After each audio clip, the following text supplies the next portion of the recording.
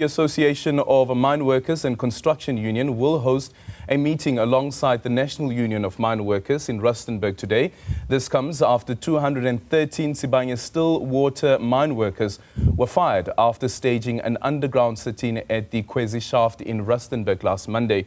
The workers were demanding to be included in the mine's share scheme, which the company insists they do not yet qualify for. Newzroom Afrika Sholwana joins us now for the latest on this. Zola, very good morning to you. Thank you so much for making time for us. So what do we expect this meeting to deal with? What's on the agenda for this meeting? And is there a call from these workers that have been fired that the union try and get them reinstated?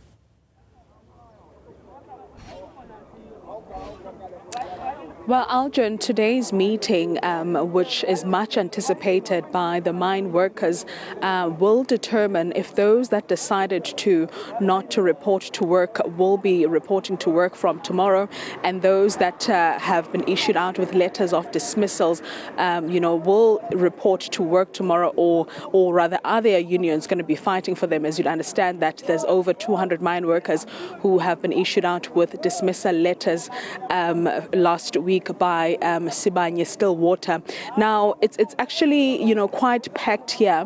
This is the gathering point or the meeting point for Kwezi shaft workers. This is where the sit-in was conducted. We are seeing over 200 mine workers that are gathered here waiting for a bus that will be taking them to their destination, where the joint meeting by the unions will be held. We also do understand that other shafts will also be there, shafts that decided to join Kwezi workers, after they realized that they are fighting for the same thing. What workers want to hear, really, Aldrin, is when will they receive their shares? As you'd understand that has been their biggest demand, because even after the mine issued out a statement mentioning why they do not qualify for these shares at this point as Krondal or shafts that fall under Krondal mine, they still do not understand, as they are saying that there are other mines that fall under Sibanye-Stillwater that have received those shares. So we do understand that unions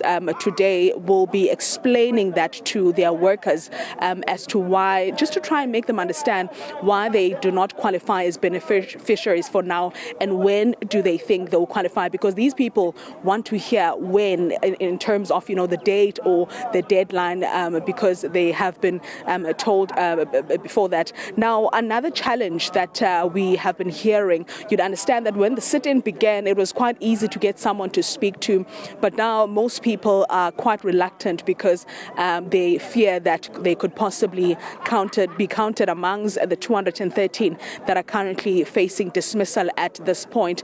Now we will be finding out from the unions if they will be, or rather if their members will be, should be confident that they will be reinstated at work, as the NUM mentioned not so long ago that their members should not worry about their jobs as they are secured. Now we will also be hearing from AMCU. AMCU has been quite quiet for the past few days. You'd also understand that some of their members even said they felt neglected by AMCU regional office. Hence, Joseph Matunjwa is expected to be leading the gathering that will be held today. So the meeting, Aldrin, essentially will be a determining factor of where to from here.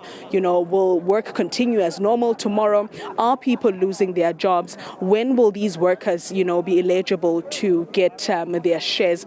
And also, how will they take the outcome of the meeting, as we do not know what is going to happen? So for our next crossing, we will be where they will all be gathering as different shafts, and perhaps hear from the unions what can we expect from the meeting. Thank you so much, Zola, and do stay tuned to Channel 405 for the latest on that meeting.